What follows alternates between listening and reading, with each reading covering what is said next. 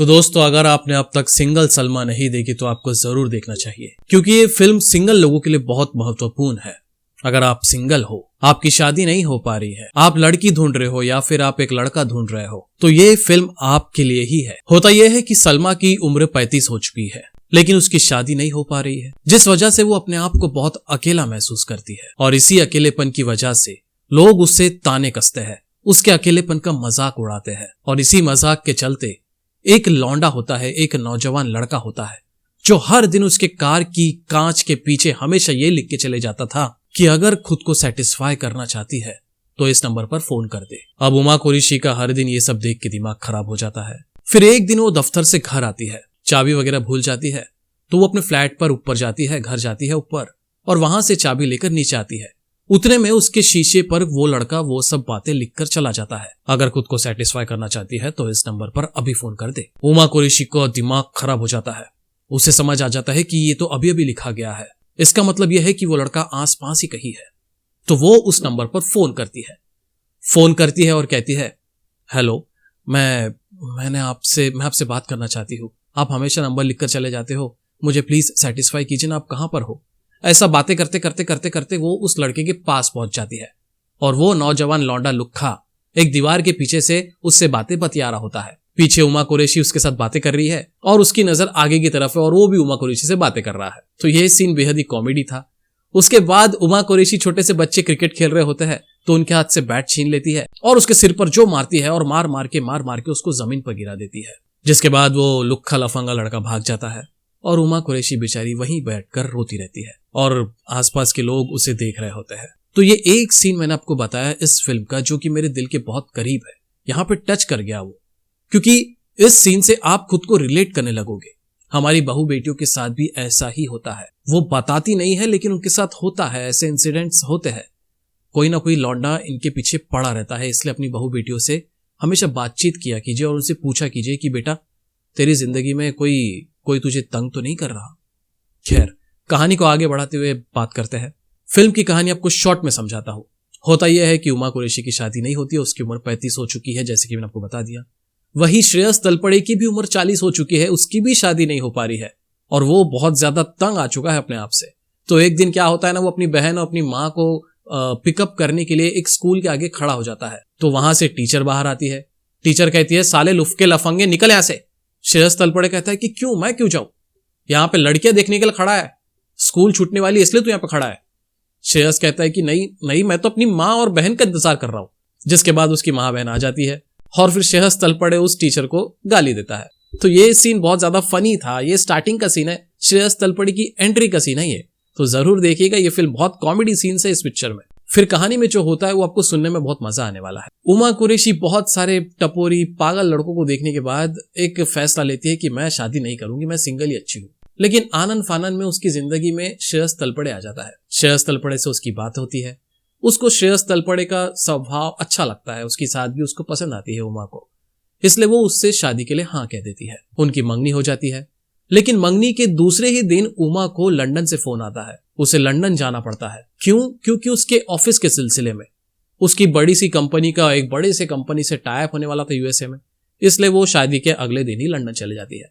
श्रेयस कहता है कि इतने साल रुकी चुका हूं तो 2 महीने और सही। तो उमा कुरैशी मंगनी के दूसरे दिन ही लंदन चले जाती है। श्रेयस तलपड़े की यही जिंदगी की सबसे बड़ी भूल होती है कि उसने उसे लंदन जाने दिया। वैसे भी वो कर ही क्या सकता था, अभी अभी तो मिला था। उमा कुरैशी लंदन पहुंच गई। लंदन पहुंचने के बाद सनी शर्मा उसकी जिंदगी में आता है। सनी शर्मा उस बड़े से ऑफिस का मैनेजर होता है, सीईओ होता है। तो उमा कुरैशी और उसके कुछ साथी जो इंडिया से वहां चले गए थे, वो सब सनी शर्मा के साथ ही वहां पे घूमते रहते हैं। दिन में ऑफिस का काम ये लोग करते थे, प्रेजेंटेशन वगैरह करते थे।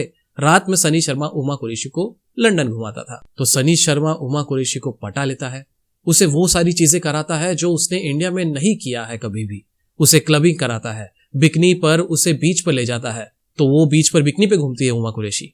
उसे वो सारी चीजें कराता है जो वो इंडिया नहीं कर सकती थी। उसका मजहब उसे इजाजत नहीं देता था ये सब करने की, लेकिन वो अपनी जिंदगी वहां जी रही थी सनी शर्मा की वजह से, जिस वजह से उसे सनी शर्मा से लगाव होने लगा, उसके बहुत नजदीक आने लगी। फिर एक दिन वो बीच से बिकनी पर अपने रूम पर जाती है, तो सनी शर्मा चार्जर का बहाना करते हुए उसके रूम में घुस जाता है और एकदम से उसके करीब आ जाता है।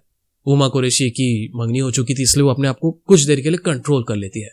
सनी शर्मा को लगता है कि भैया अपनी यहाँ पे दाल नहीं गलने वाली, इसलिए वो दरवाजा खोलकर बाहर चला जाता है। इधर उमा कुरैशी पछता रही थी कि उसने उसे जाने क्यों दिया, लेकिन उतने ही देर में दरवाजा खटखटाता है सनी शर्मा और दरवाजा खोलती है उमा और सनी अंदर आ जाता है। जिसके बाद इतनी लंबी चुम्मा चाटी चलती है इस फिल्म में।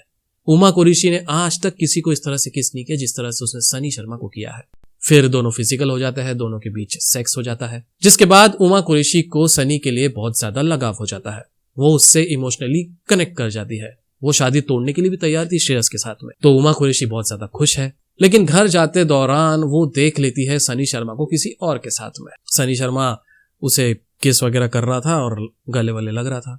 तो उमा कुरैशी का दिल बैठ जाता है, उसे सनी शर्मा की सच्चाई समझ में आ जाती है, जिस वजह से वो सनी शर्मा को अपना फोन नंबर दिए बगैर इंडिया लौट जाती है। फिर इंडिया में आने के बाद सलमा का क्या होता है, उसकी मुलाकात श्रेयस तलपड़े से होती है फिर से। अब श्रेयस तलपड़े को वो धोखे में नहीं रखना चाहती थी, इसलिए उसे सब बता देती है कि उसने लंदन में सनी के साथ कांड किया। श्रेयस तलपड़े कहता है कि ये तो बहुत अच्छी बात बताई तूने, अब तो मुझे तुझसे और भी ज्यादा प्यार हो गया है। अरे जब तुझे जलीली करना है तो शादी के मंडप पे आके कर, पूरा जलील करके जा।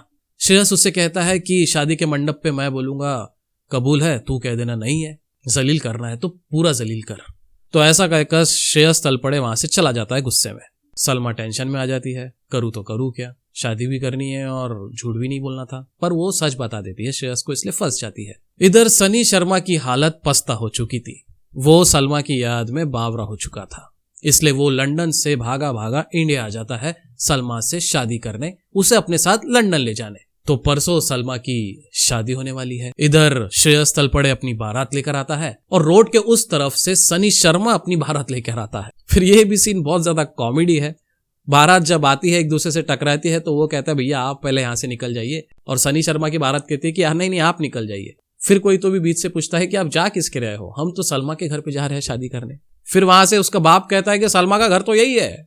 तो ये सीन बहुत ज्यादा फनी था, आप जरूर देखिएगा इस फिल्म को। आगे जो होता है वो और भी ज्यादा एक्साइटिंग है। सलमा किसे चुनती है, श्रेयस को या फिर सनी को, ये आप इस फिल्म को देखने के बाद खुद पता कर लीजिए। नेटफ्लिक्स पर इस समय ट्रेंडिंग चल रही है ये मूवी। और भी मूवी इनसाइट्स के लिए मेरे टेलीग्राम चैनल पर मुझको फॉलो कर लीजिए, और इंस्टाग्राम पे मैं डेली मूवी सीन्स डालता हूँ, अच्छी अच्छी मूवीज बताता हूँ, तो मुझे वहां पर जरूर फॉलो कीजिएगा। और अगर आप सलमा सिंगल देखने वाले हो तो कमेंट में मुझे ही बता दो। वो कहते हैं ना, शादी का लड्डू जो खाए वो पछताता है, और जो नहीं खाए वो तो मर ही जाता है। कुछ कुछ तो लोग फांसी लगा लेते, लटक जाते हैं शादी नहीं होती है तो। अरे शादी होने से थोड़ी ना जिंदगी संवर जाती है हर किसी की, शादी के बाद ही तो असली जिंदगी चालू होती है आपकी। अगर आपके पास बहुत ज्यादा पैसा है तो बहुत रंगीन जिंदगी होगी आपकी, लेकिन अगर आप एक मिडिल क्लास फैमिली हो और या फिर बहुत ज्यादा गरीब हो, फिर उतनी ही कठिन हो जाती है जिंदगी। ये तो मेरे अपने अंदर से निकली हुई बात थी, अगर आपको पटती है तो एक लाइक जरूर कर दीजिएगा। मिलते हैं अगले वीडियो के साथ।